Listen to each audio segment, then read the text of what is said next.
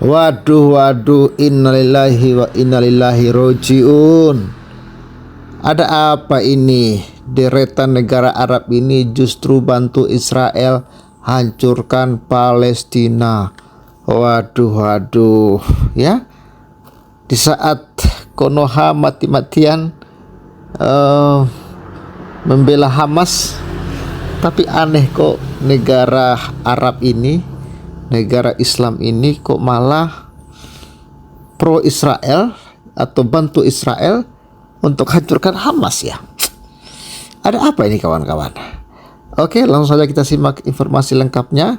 Dan sebelumnya saya ucapkan terima kasih dulu kepada kawan-kawan yang support Pavel ya. Puji Tuhan ya, hari ini kita dapat saldo 200.000. Terima kasih kawan-kawan. Dan bagi kawan-kawan yang ingin mensupport Pavel, support Pavel sudah salurkan lewat nomor rekening yang di layar kaca. Tuhan Yesus memberkati semua kebaikan hati kalian semua. God bless you. Ya, ini informasi lengkapnya. Munafik. Deretan negara Arab ini justru bantu Israel hancurkan Hamas. Dalam bidang apa mereka membantu coba? Ini baru dimuat ini ya, Gaza, sebagian besar negara di dunia besar dan kecil telah menyatakan kecaman dan kemarahan mereka atas genosida Israel di jalur Gaza yang telah berlangsung selama 194 hari terakhir. Dalam bahasa diplomatis atau sekedar kata-kata yang blak-blakan, seperti di Afrika Selatan, setiap negara telah menyampaikan pendapatnya kepada Israel mengenai invasi militernya ke daerah kantong Palestina. Di sisi lain, beberapa negara juga dengan jelas ya menyatakan dukungannya terhadap negara pendudukan apartheid seperti Amerika Serikat yang presidennya Joe Biden dalam banyak kesempatan menggambarkan dukungannya terhadap Israel sebagai dukungan yang sangat kuat. Hal ini telah terulang dalam banyak kesempatan dan merupakan fakta sejak Israel didirikan 75 tahun yang lalu. Melansir dari Middle East Monitor Memo, Kamis 18 April 2024, meskipun ada beberapa kemunafikan yang jelas dalam pernyataan tersebut, pernyataan-pernyataan itu secara umum tetap dipertahankan. Meskipun dalam bahasa diplomasi yang berubah ketika mereka menghadapi genosida yang parah dan beragam serta meningkatnya manifestasi kelaparan di Gaza. Dengan kata lain, negara-negara yang mendukung Israel pada umumnya tidak mengubah posisi mereka meskipun mereka melunakkan pembicaraan mereka ketika mengungkapkannya secara terbuka.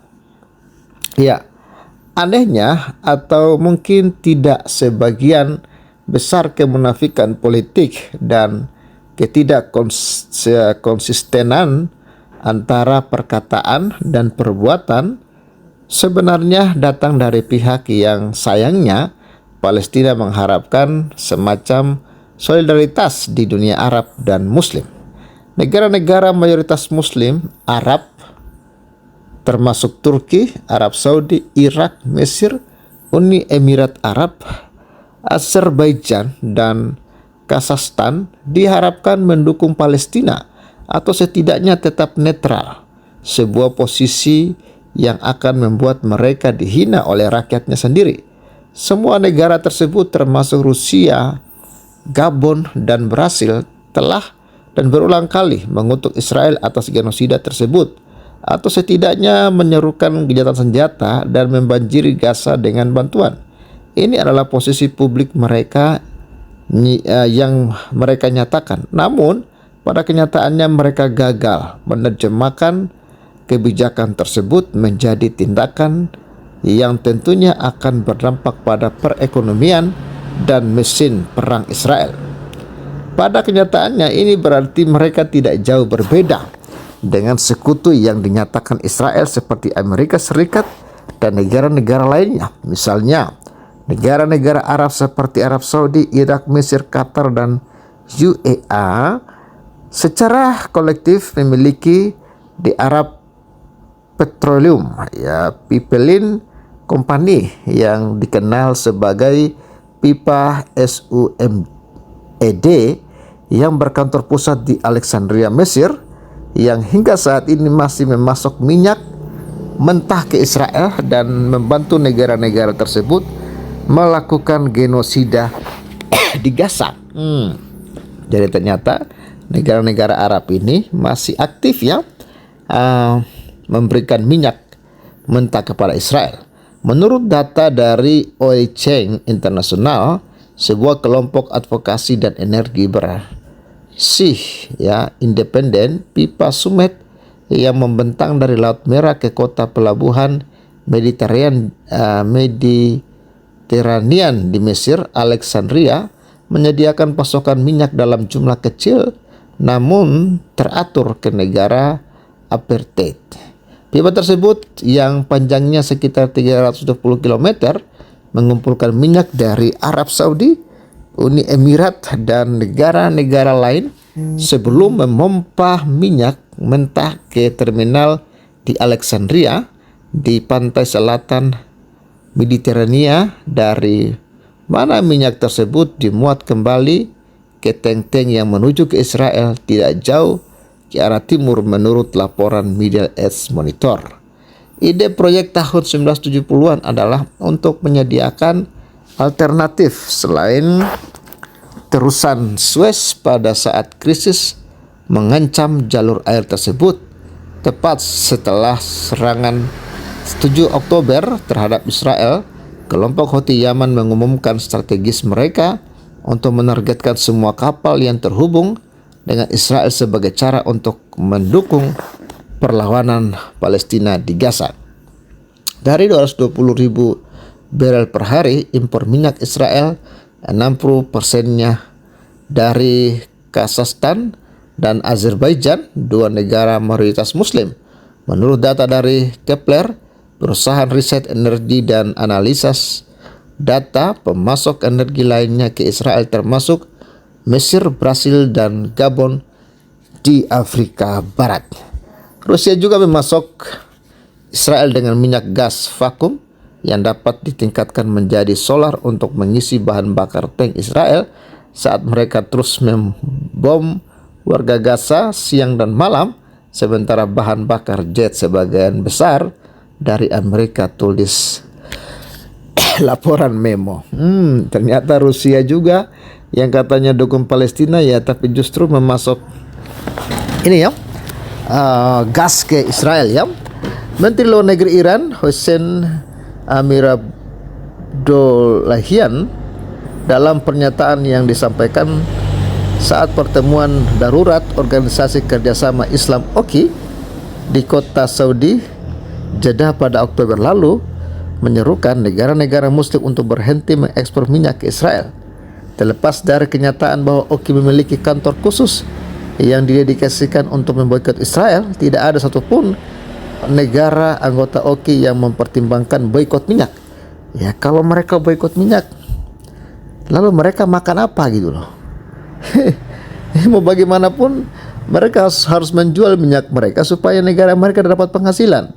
Ya, dan mumpung saat ini Israel yang sedang membutuhkan banyak minyak, ya.